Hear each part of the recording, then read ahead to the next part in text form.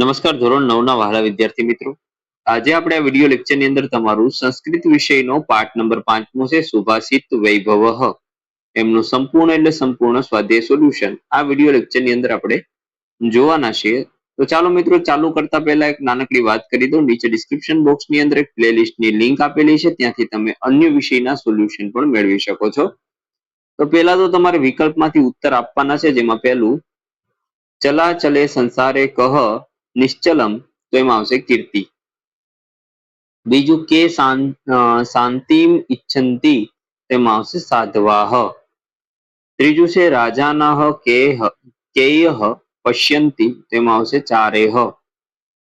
ચોથું છે પાપસ્ય કારણમ કિમ, તેમાં આવશે લોભઃ.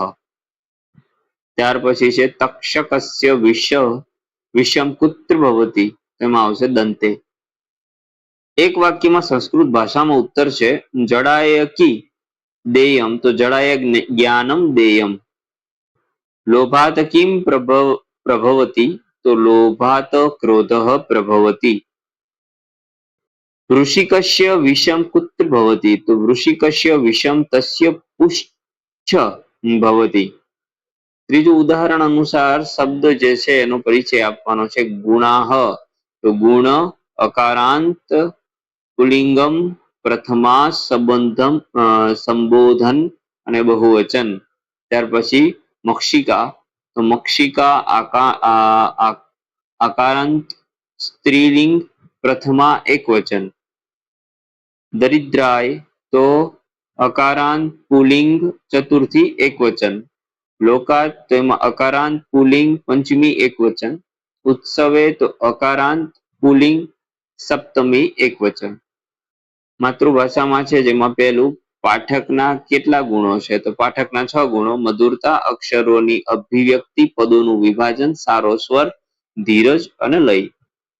બીજું દરિદ્રને શું આપવું જોઈએ, તો દરિદ્રને ધન અને દાન આપવું જોઈએ.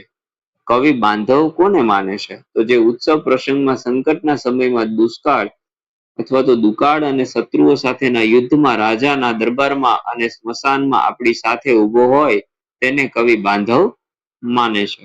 સંધિ છોડવાની છે, તો ચલાચલી મિદમ, તો ચલાચલમ વત્તા ઇદમ. વર્ણમિચ્છન્તિ, તો વર્ણમ વત્તા ઇચ્છન્તિ. પદ છેદસુ, તો પદ છેદઃ વત્તા તુ.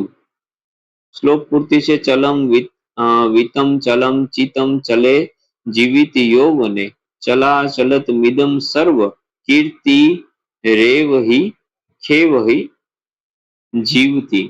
ત્યાર પછી દરિદ્રાય ધનમ દેય જ્ઞાનમ દેયમ જડાયમ ચ પિપાસિતાય પાનીયમ સુધિતાય ચ ભોજનમ. તો મિત્રો આ સરસ મજાનું આવું એક સુંદર એવું સોલ્યુશન હતું સ્વાધ્યાયનું. ફરી મળીશું નેક્સ્ટ વિડીયો લેક્ચરમાં આવા જ એક સોલ્યુશન સાથે. ત્યાં સુધી આવજો. જય હિન્દ, જય ભારત.